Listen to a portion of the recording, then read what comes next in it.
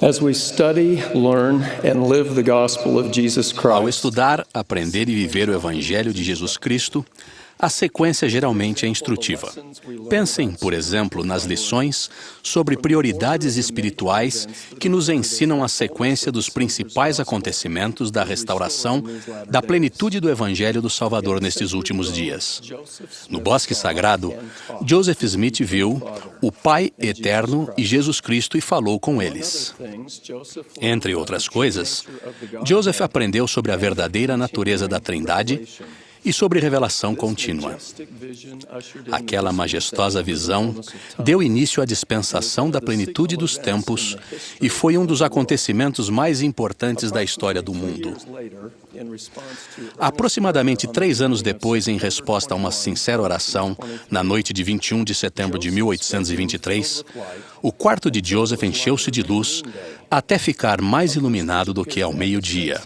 Uma pessoa apareceu ao lado de sua cama, chamou o menino pelo nome e declarou que era um mensageiro enviado da presença de Deus e que seu nome era Moroni. Ele instruiu Joseph sobre o surgimento do livro de Mórmon. Em seguida, Moroni citou parte do livro de Malaquias do Velho Testamento com uma pequena variação em relação à linguagem usada na versão do rei Jaime. Eis que eu vos revelarei o sacerdócio pela mão de Elias, o profeta, antes que venha o grande e terrível dia do Senhor. E ele plantará no coração dos filhos as promessas feitas aos pais, e o coração dos filhos voltar-se-á para os seus pais. Se assim não fosse, toda a terra seria totalmente destruída na sua vinda. As instruções de Moroni ao jovem profeta no final incluíram 2 temas principais. 1, o livro de Mórmon, e 2, as palavras de Malaquias, que prediziam o papel de Elias, o profeta da restauração, de tudo dos quais Deus falou pela boca de todos os seus santos profetas desde o princípio. Portanto, os acontecimentos iniciais da restauração revelaram uma compreensão correta da Trindade, salientaram a importância do livro de Mórmon e anteciparam o trabalho de salvação e exaltação tanto para os vivos quanto para os mortos. Essa inspiradora sequência é instrutiva sobre as questões espirituais de maior prioridade para Deus.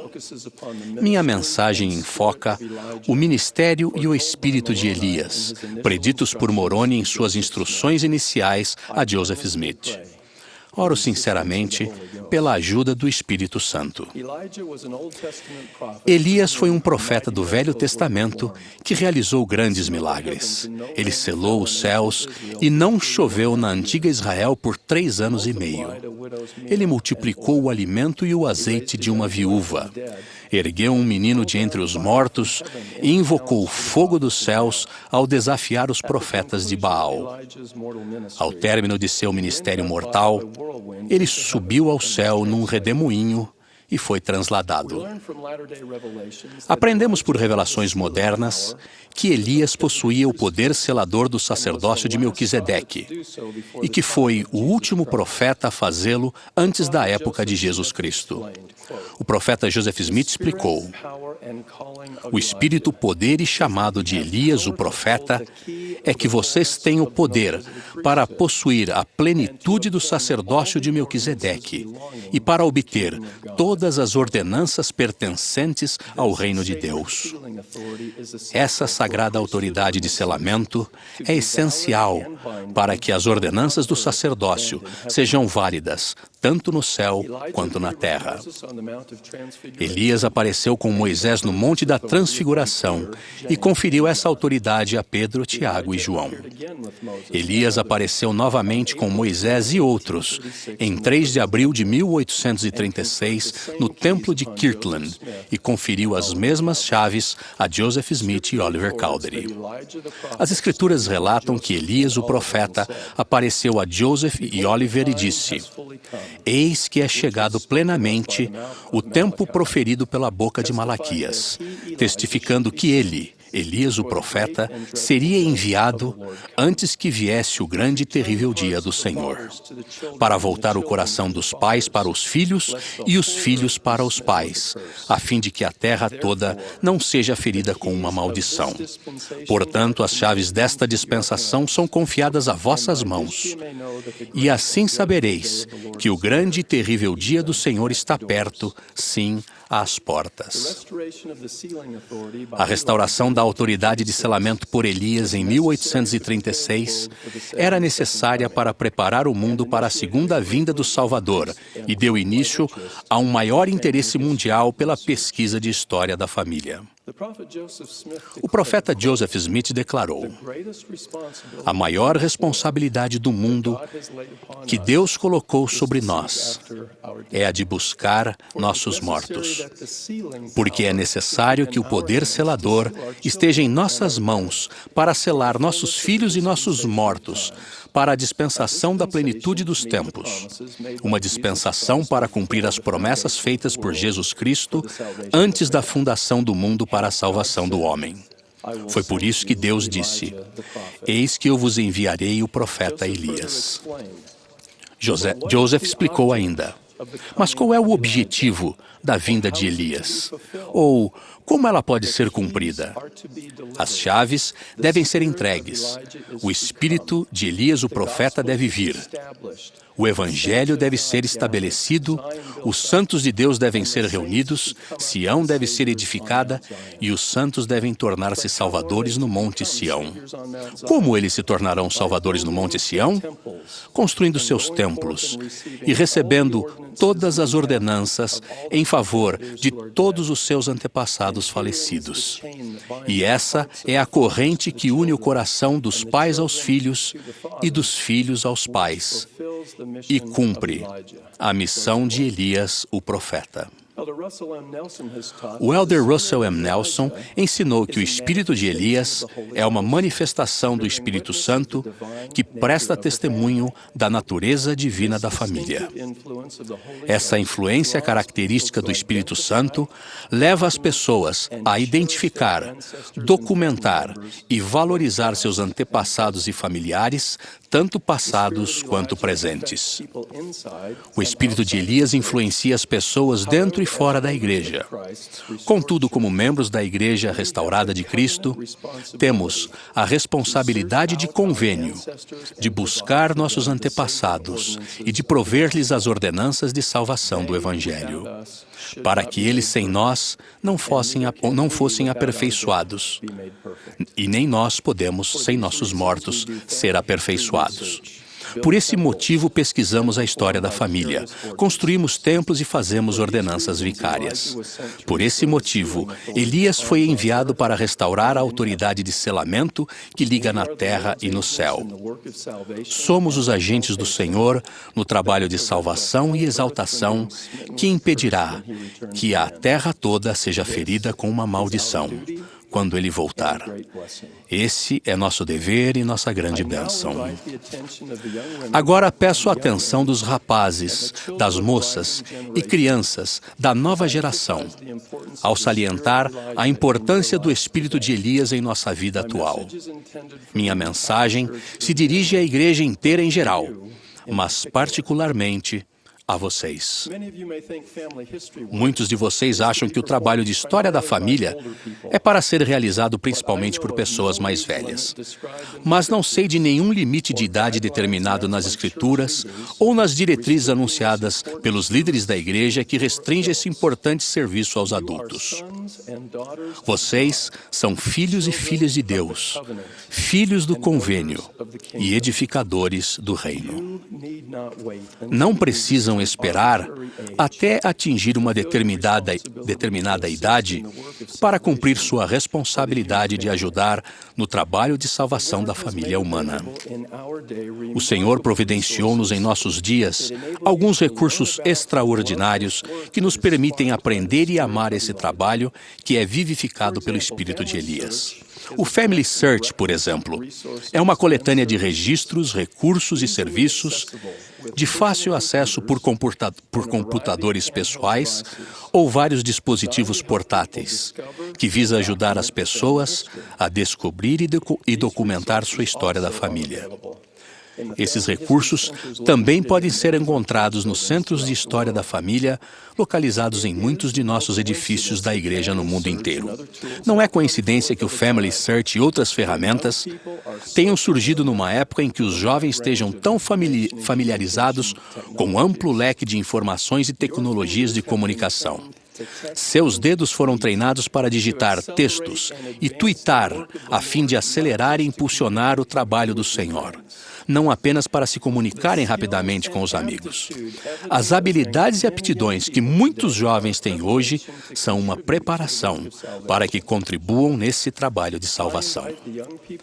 Convido os jovens da igreja a aprenderem a respeito do espírito de Elias e a vivenciarem-no.